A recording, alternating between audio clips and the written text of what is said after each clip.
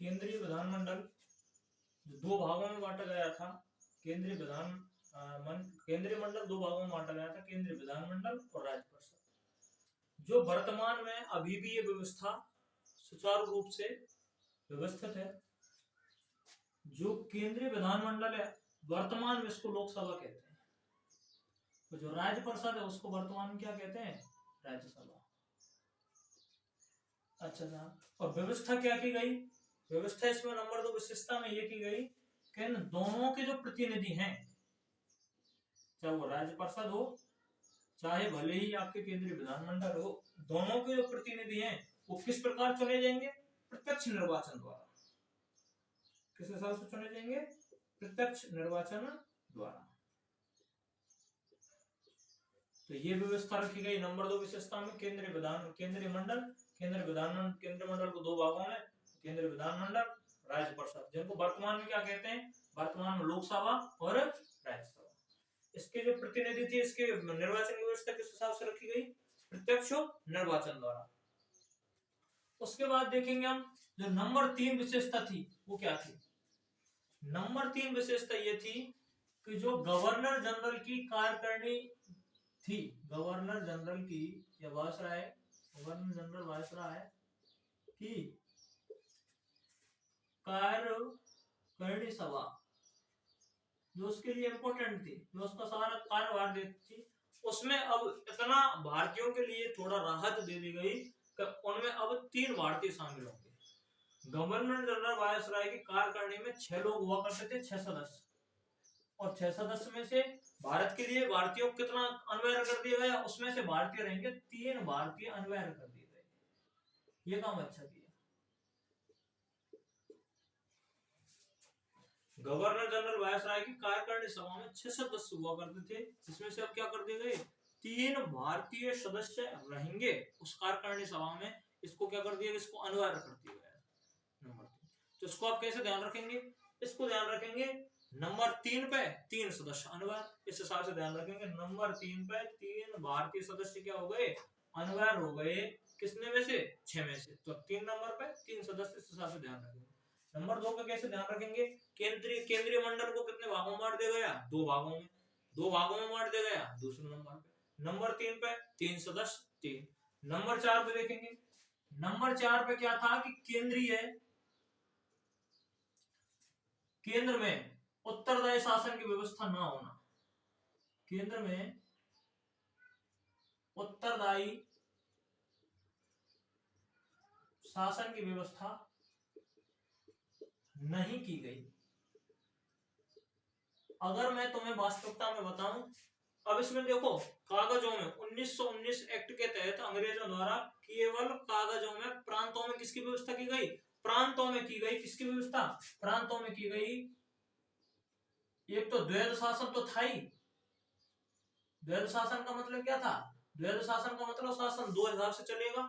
एक तो governor general की कार्यकारिणी जो मुख्य हुआ है अपने खुद के द्वारा जो मनोनीत किए गए मंत्रिमंडल है, उसको इंपोर्टेंट जो आरक्षित विषय थे वो तो उसके अधीन थे, और जो हल्के मोटे हस्तांतरित विषय थे, काम काज थे, वो किसके द्वारा, जो निर्वाचित प्रतिनिधियों को काम सौंप दिए गए छोटे मोटे।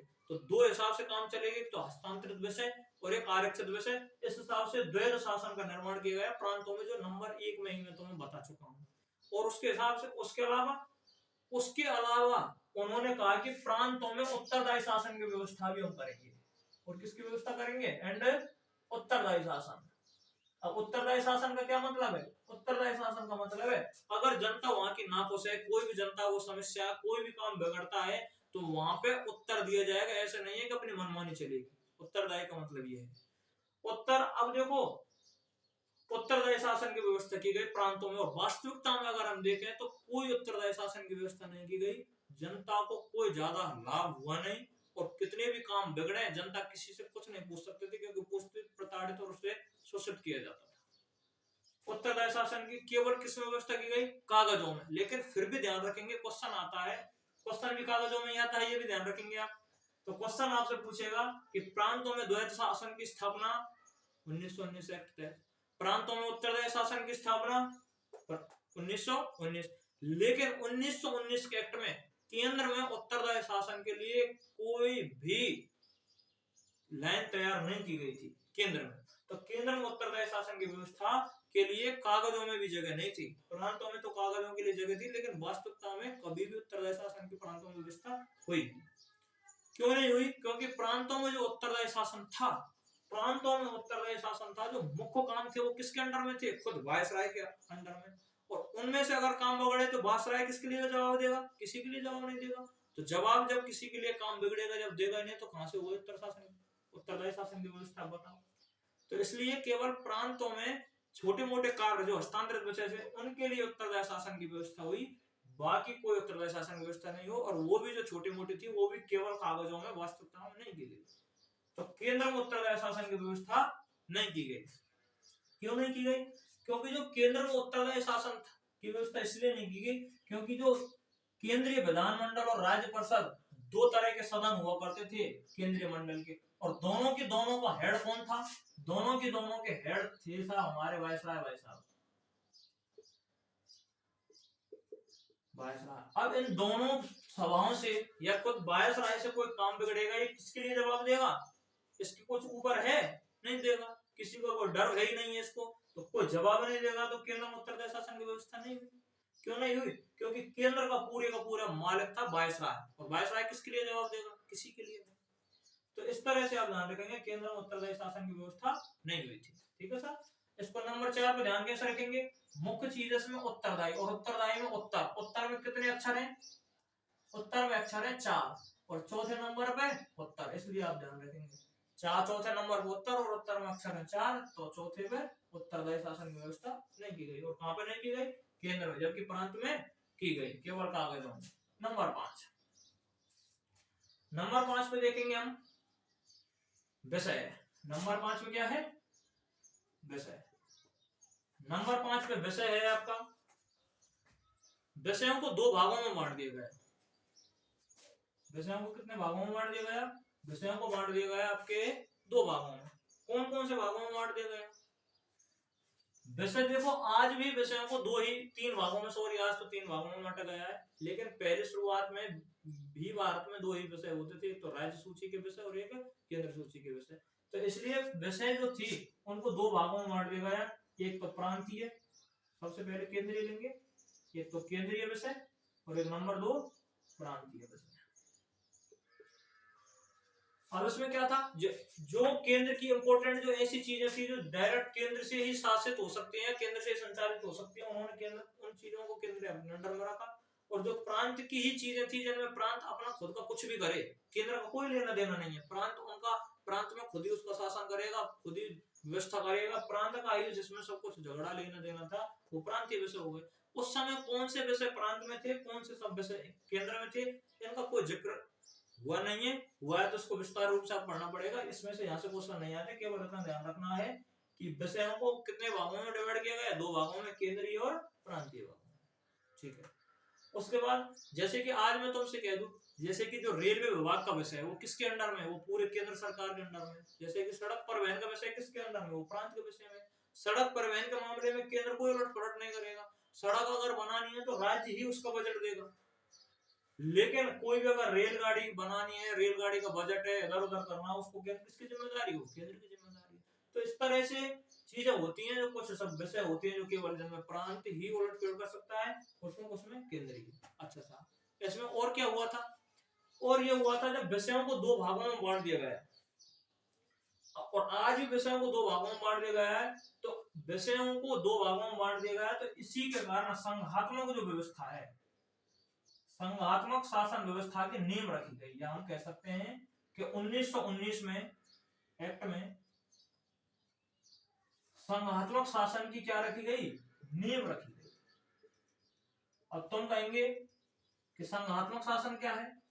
संघात्मक शासन का मतलब होता है राज्यों के द्वारा, केंद्र और राज्यों दोनों के द्वारा किसी देश का संचालन मिलके चलाना। यानी कि अब हमारे देश में कितने राज्य हैं? 28, और केंद्र शासित कितने प्रदेश हैं? 8। तो यहाँ पे हम कह सकते हैं जो राज्य, हमारे जो देश है वो राज्यों का संघ है। राज्यों के क्या है? संघ। और संघ का मतलब हम कह सकते हैं, संघ का मतलब क्या कह सकते हैं? एक तरह से समूह। तो राज्यों का समूह है हमारा कौन? देश। तो उस समय भी क्या बना दिए गए, राज्य बना दिए गए, प्रांत जिनको हम कहते हैं अब प्रांत, सॉरी जिनको हम अब राज्य कहते हैं, पहले प्रांत कहते थे। प्रांतों को शासन उनकी जिम्मेदारी धीरे धीरे सौंप दी गई। अब प्रांत मिलकर देश को चलाने लगा। पहले क्या करता था, पूरा अकेला जो केंद्र था ये पूरे प्रांतों को चलाता था। अब क्या प्रांत पूरे धीरे धीरे उसको चला रहा है देश को, यानी कि प्रांतों की अपने खुद की निजी व्यवस्था होने लग गई जो अब है। यानी कि अब जो राज्य है, राजस्थान है, झारखंड है, यूपी है, बिहार है, ये अपना अपना अपना अलग सिस्टम रहते हैं, लेकिन मिलके किस में रहेंगे, भारत में ही। इस तरह से प्रांतों को बना करके उन पर थोड़ी थोड़ी जिम्मेदारी डाल करके क्या कर दिया गया, संघात्मक शासन की नींव रखी गई। उसके बाद हम देखेंगे विकेंद्रीकरण की भी नींव रखी गई। विकेंद्रीकरण की शुरुआत, विकेंद्रीकरण की क्या की गई, शुरुआत की गई। अब आप कहेंगे विकेंद्रीकरण क्या है? विकेंद्रीकरण और केंद्रीकरण एक दूसरे के उल्टे हैं। केंद्रीकरण का मतलब होता है जैसे कि शुरुआत में किया गया था बंगाल के अधीन, मैंने बताया था किसमें, आपके एक्ट था 1773 रेगुलेटिंग एक्ट, उसमें बंगाल के अधीन कर दिया गया तीनों प्रेसिडेंसियों को, मद्रास और आपकी बंबई और खुद बंगाल, तीनों को किसके अधीन कर दिया गया, बंगाल के। तो वो सत्ता का क्या किया गया था, केंद्रीकरण। किसी भी छोटी मोटी इकाइयों का किसी एक के ही अधीन रहना, यानी कि पूरा के पूरा शासन एक के पास से चलेगा, वो तो हो गया केंद्रीकरण।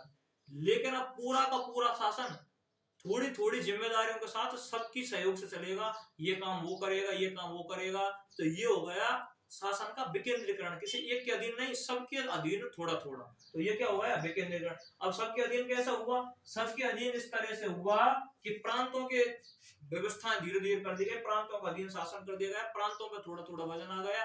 पहले अकेला देखा करता था, कौन काम कर देखा करता, केवल वायसराय पूरा काम चलाता था। अब वायसराय ने क्या कर चुनाव चालू कर दिए, तो चुनाव यानी कि जो चुनाव हुआ करते थे उनमें क्या हुआ, विधान परिषद के सदस्य चुने गए, और जो छोटे मोटे जो विषय थे हस्तांतरित, उनको कौन देखने लग गया, उनको वो देखने लग गए मंत्रिमंडल। तो इसलिए धीरे धीरे शासन का क्या हुआ, अब पूरी की पूरी जिम्मेदारी छोटे मोटे कामों की उस मंत्रिमंडल पे आ गई, तो पूरी जिम्मेदारी वायसराय पर नहीं रही, तो सत्ता का यानी कि शासन का क्या हुआ, विकेंद्रीकरण। तो विकेंद्रीकरण की शुरुआत हुई, या कह सकते हैं विकेंद्रीकरण की नींव कौन से एक्ट के थ्रू रखी गई, 1919। संघात्मक शासन की नींव किसके थ्रू रखी गई, 1919। तो यहाँ पे आप ध्यान रखेंगे इसका। उसके बाद देखेंगे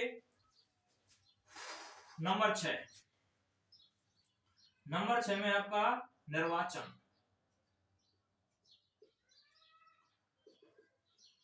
जो निर्वाचन प्रणाली थी 1909 में, 1909 में क्या थी, 1909 में पृथक निर्वाचन प्रणाली चालू की गई थी। जैसा कि मैंने तुम्हें बताया था, पृथक निर्वाचन प्रणाली। और केवल किसके लिए चालू की गई थी वो पृथक निर्वाचन प्रणाली, पृथक निर्वाचन प्रणाली की गई थी चालू मुसलमानों के लिए। लेकिन अब पृथक निर्वाचन प्रणाली 1909 में किसके लिए थी, मुसलमानों के लिए। लेकिन अब क्या है, अब है साहब पृथक निर्वाचन प्रणाली का विस्तार कर दिया गया। तो यहाँ पे हम कहेंगे निर्वाचन 1919 में पृथक निर्वाचन प्रणाली का क्या कर दिया गया, विस्तार कर दिया गया। अब मुसलमानों के साथ साथ कौन कौन जोड़ दिए, मुसलमानों के साथ अब जोड़ दिए साहब आपके ईसाई, उसके बाद आंग्ल भारतीय, जैन और यूरोपीय।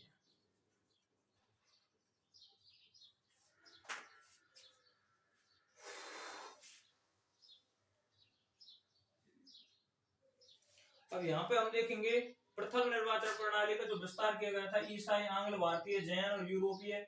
ईसाई, अब यहाँ पे क्या मैंने निर्वाचन प्रणाली पृथक का मतलब तो मैं बताया था कि जहाँ पे मुसलमान हैं, ज्यादा भावल मुसलमानों का भावल है, तो वहाँ पे कैंडिडेट कौन लड़ सकता है, केवल मुसलमान ही लड़ सकता है और मुसलमान ही वोट डाल सकता है।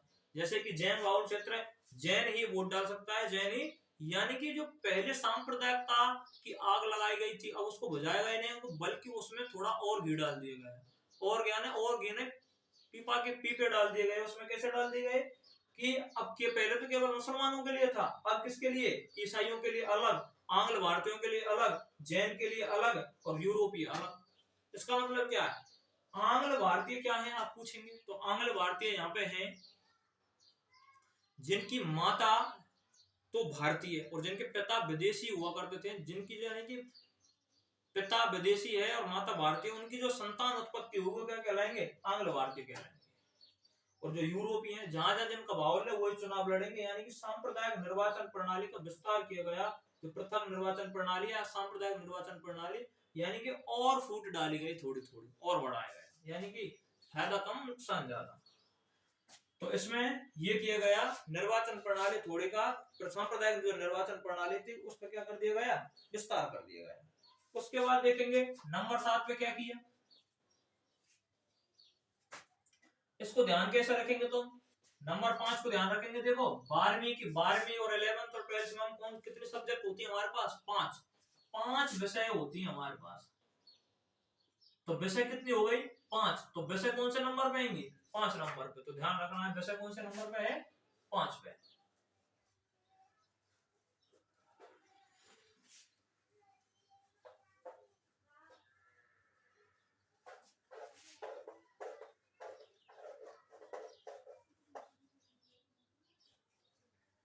उसके बाद नंबर 7 पे हम देखेंगे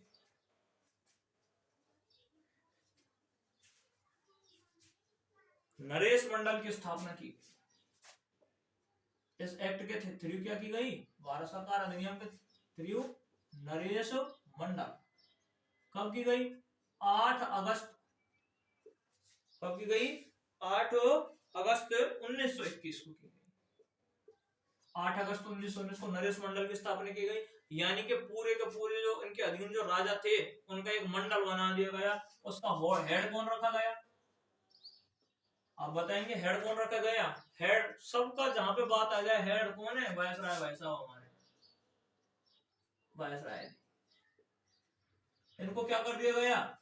हेड नरेश मंडल। अब पूछ ले नरेश मंडल की स्थापना किस एक्ट के थ्रू हुई? 1919 के थ्रू हुई।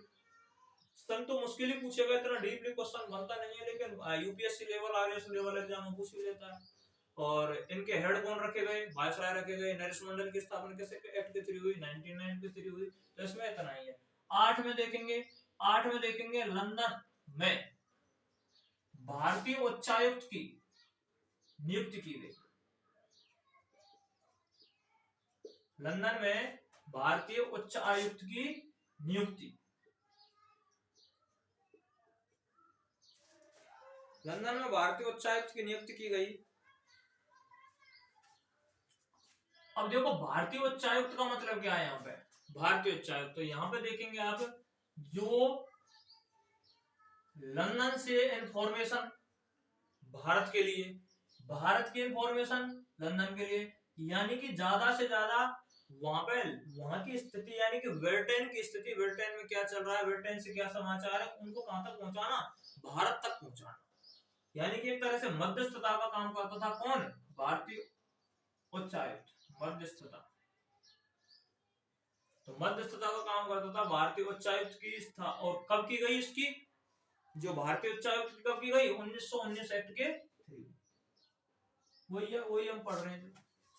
तो यहाँ पे ध्यान रखेंगे नंबर 8 में लंदन में भारतीय उच्चायुक्त की नियुक्ति की गई। नंबर 9 पे क्या हुआ? नंबर 9 पे मोस्ट इंपोर्टेंट, केंद्रीय लोक सेवा आयोग। केंद्रीय लोक सेवा आयोग की स्थापना किस एक्ट के थ्रू? किसके थ्रू? 1919 भारत सरकार अधिनियम। केंद्रीय लोक सेवा आयोग यानी कि वर्तमान में कौन सी संस्था है? यूपीएससी, इसको हम कह सकते हैं केंद्रीय लोक सेवा आयोग, जिसके तहत अच्छे अच्छे कर्मचारियों की नियुक्ति की जाती है। जिस आयोग के द्वारा किसको चलाने के लिए? भारतीय शासन व्यवस्था को चलाने के लिए